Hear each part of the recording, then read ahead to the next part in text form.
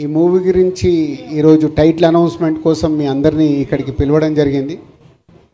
అలాగే ఆశిష్ మొన్నే marriage and reception complete చేసుకొని ఈరోజు తిరుమలలో శ్రీనివాసుడి దగ్గర కళ్యాణం చేసుకొని అక్కడ ఉండడం వల్ల ఈ ఈవెంట్కి రాలేకపోయాడు.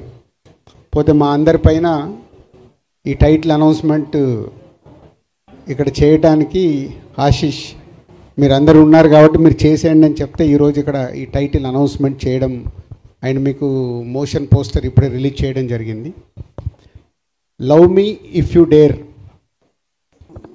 ఇది మొదలవటానికి కారణం ముందు ఇద్దరు వ్యక్తులు, అదే Naga and Arun.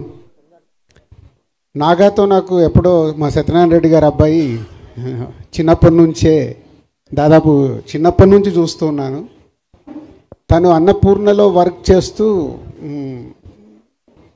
Script side అవి వర్క్ చేస్తూ వాళ్ళ దగ్గర వర్క్ చేస్తూ ఉన్నాడు. సడన్గా ఒకరోజు వచ్చి సార్ నేను ఒక స్క్రిప్ట్ చెప్పాలి అని అడిగాడు. స్క్రిప్ట్ అంటే దేనికి, డైరెక్షన్గా అన్నా. కాదు సార్ ప్రొడ్యూస్ చేయాలి అన్నాడు. అదేంటి నువ్వు ప్రొడ్యూసర్ అవుదాం అనుకుంటున్నావు అంటే, అవును ఇట్లా నేను నా ఫ్రెండ్ ఒక స్క్రిప్ట్ చేశాం సార్ అది వినాలి అంటే అప్పుడు అరుణ్ని నాకు ఇంట్రడ్యూస్ చేయడం జరిగింది. సో అరుణ్ అడిగాను ఏమేమి సినిమాలు చేసావని. నేను ఇప్పటివరకే సినిమా చేయలేదు సార్ అన్నాడు. మళ్ళీ నాకు బ్లాంక్. కానీ నేను ఒక ఇట్లా 3 నవల్స్ రాశాను సార్, సో నా ఇలా స్టోరీస్ మీద నాకు గ్రిప్ ఉంది సార్ అని. సో అప్పుడు నాగాకి అరుణ్కి నేను ఈ స్క్రిప్ట్ వినటానికి టైం ఇవ్వడం జరిగింది. సో మీ అందరికీ తెలుసు, నేను స్క్రిప్ట్ వినాలన్నా ఒక స్క్రిప్ట్ వింటే నేను దాంతో ఎలా జర్నీ చేస్తాను అని. ఆ స్క్రిప్ట్ విన్న రోజు ఈ love me if you dare నాకు ఎప్పుడో ఒక 20 years వెనకకి వెళ్ళిపోయాను. అంటే ఇన్ని సినిమాలు తీసిన నాకు మళ్ళీ వెనకకి ఎందుకు వెళ్ళానంటే, నాకు ఆర్యా సినిమా విన్నప్పుడు నాకు ఒక వైబ్స్ 20 years బ్యాక్ అంటే నేను టూ యంగ్, అప్పుడే సినిమా ఫీల్డ్లోకి వచ్చి దిల్ మూవీ అండర్ ప్రొడక్షన్లో ఉన్నప్పుడే నేను ఆర్యా స్క్రిప్ట్ విన్నాను. 20 years తర్వాత ఒక స్క్రిప్ట్ నన్ను విన్న తర్వాత ఒక న్యూ ఏజ్ ఫిలిం నన్ను హాంట్ చేస్తూ ఉంది. సో వాళ్ళిద్దరికి అదే చెప్పాను, అంటే కొత్త వాళ్ళు బాగా రాశారు, ఎలా అనుకుంటున్నారు ఏంటి అంటే, మాకు బాబు సైలెన్స్ అమ్మా, సైలెన్స్ బాబు, మాకు ఆశిష్ కావాలి సార్ అంటారు. లేదా ఆశిష్ ఆల్రెడీ ఇంకో సినిమా చేస్తున్నాడు. లేదు సార్ మేము వెయిట్ చేస్తాము, మాకు అప్కమింగ్ హీరో కావాలి, దాని గురించే మీ దగ్గరికి వచ్చామంటే, నాగమ్మ నువ్వు ఎలా ప్రొడ్యూస్ చేస్తావు అన్నాడు. నేను ఒక్కరిని చేయను సార్, నాకు హర్షిత్ని అన్సితని ఇవ్వండి సార్ అన్నాడు. సో అలా వాళ్ళిద్దరూ మా కాంపౌండ్కి రావడం, ఈ స్క్రిప్ట్ తీసుకొని రావడం, ఫస్ట్ నన్ను గెలవడం. అంటే మొదటి సిట్టింగ్లోనే నన్ను గెలిచారు. స్క్రిప్ట్ విన్న తర్వాత వాళ్ళు చేసిన వర్క్, అది విజువలైజేషన్ ఎలా తీసుకొస్తారు ఏంటి అని నా బ్యాకప్ మైండ్లో జరుగుతున్న ఆ టీం నచ్చి, సో కొత్త వాళ్ళని దిల్ రాజు ప్రొడక్షన్లో మీ అందరికీ తెలుసు, బలగం అప్పుడే నేను చెప్పాను, కొత్త వాళ్ళ మ్యాక్సిమం ఆ ప్రొడక్షన్ హౌస్లో కొత్త వాళ్ళకి అవకాశాలు ఇచ్చి కొత్త వాళ్ళని ఎంకరేజ్ చేయాలి అనే దాంట్లో.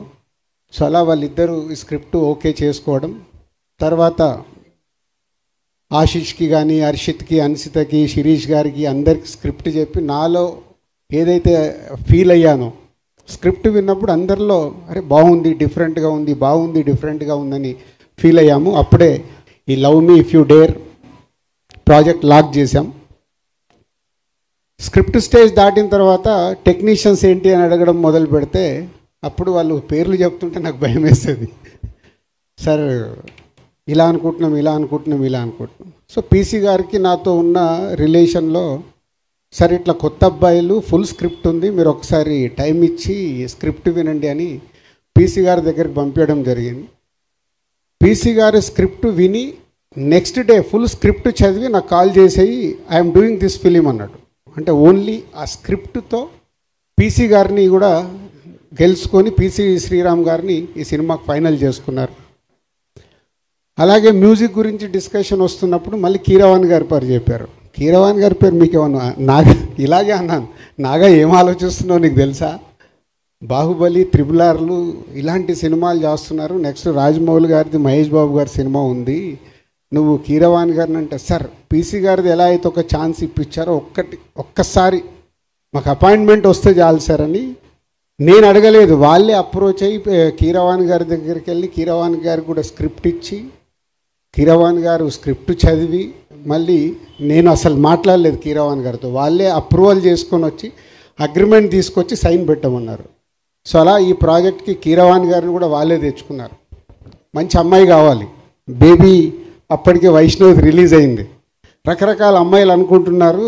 వైష్ణవిని అడిగండి సార్ ఒకసారి అంటే, నేను వైష్ణవిని అప్రోచ్ అవ్వడం, వైష్ణవి ఒకసారి స్క్రిప్ట్ చదివి ఎగ్జైటింగ్ ఉంది సార్, బట్ ఇంకోసారి చదువుతానని మళ్ళీ ఆఫీస్కి వచ్చి ఆఫీస్లోనే కూర్చొని ఫుల్ రీడింగ్ తీసుకొని, రీడింగ్ అయిపోయాక నేను బయట ఉండి వచ్చి, సార్ ఐఎమ్ సో ఎగ్జైటెడ్ అని వైష్ణవి రియాక్షన్.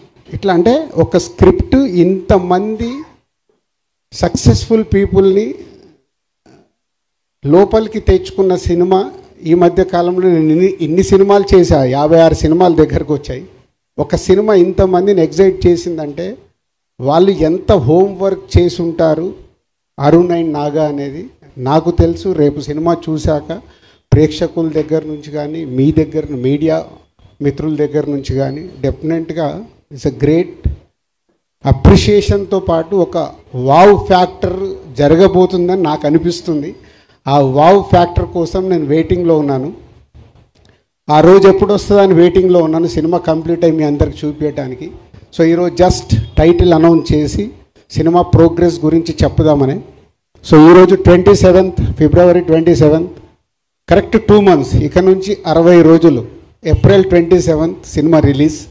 సో ఈ రోజు నుంచి సినిమాకి సంబంధించిన ప్రమోషన్స్ కానీ, పోస్ట్ ప్రొడక్షన్స్ కానీ అన్నీ కంప్లీట్ చేసుకోవడానికి ఈ యంగ్ బ్యాచ్ అందరు సిద్ధంగా ఉన్నారు.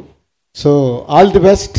నాగా అండ్ అరుణ్ బలగం తర్వాత అన్షితకు వేరే సినిమా రెడీ కావాల్సింది, అది డిలే. ఈ సినిమా వాళ్ళకి సెకండ్ ఫిలింగా అవ్వడం, అలాగే ఆశీష్కి కూడా వేరే సినిమా రెడీ కావాల్సింది, ఈ సినిమా రెడీ అవ్వడం, ఏదో అన్ని కోఇన్సిడెంట్గా నాకు ఆర్యాకు ఏదైతే జరిగిందో ఈ సినిమాకు మీ అందరికీ అలా జరగబోతుందని నాకు వైబ్స్ అనిపిస్తున్నాయి.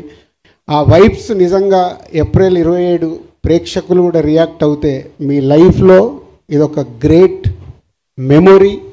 మంచి సినిమాతో పాటు మీకు ఒక మంచి మెమొరీ కాబోతుంది మీ యంగ్ బ్యాచ్ అందరికీ నమ్ముతున్నాను.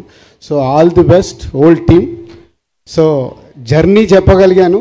ఇంకా సినిమా వాళ్ళకి చూపించినప్పుడు, రేపు టీజర్ చూసినా, ఈ సినిమాకి సంబంధించిన కాంటెంట్ చూసినప్పుడు డెఫినెట్గా మీడియా మిత్రులు వాళ్ళకు నచ్చితే, ఒక మీకు బలగం సినిమానైతే ఎలా ఎంకరేజ్ చేశారో ఈ సినిమాను కూడా ఎంకరేజ్ చేస్తారు. వాళ్ళకి ఆ కాంటెంట్ నచ్చితే నచ్చుద్దని 100% నేను నమ్ముతున్నాను. సో అది వాళ్ళు చూసే వరకు ఇంకా మీరు వెయిట్ చేయాలి. 60 days count down. April 27th ఈ సినిమా థియేటర్లోకి వస్తుంది. కలుద్దాం. Thank you. ఇప్పుడు ఆపరేషన్ లేకుండానే మోకాళ్లకు ప్లాస్మా ట్రీట్మెంట్. మీ ఆర్థోపెటిక్ సమస్యలన్నిటికీ రోబోటిక్ టెక్నాలజీ ద్వారా తక్కువ ఖర్చుతో శాశ్వత పరిష్కారం. Free consultation. ప్రతి ట్రీట్మెంట్ పై 20% డిస్కౌంట్. ఈ ఆఫర్ కొద్ది రోజులు మాత్రమే. త్వరపడండి. V9 hospitals 9281465842.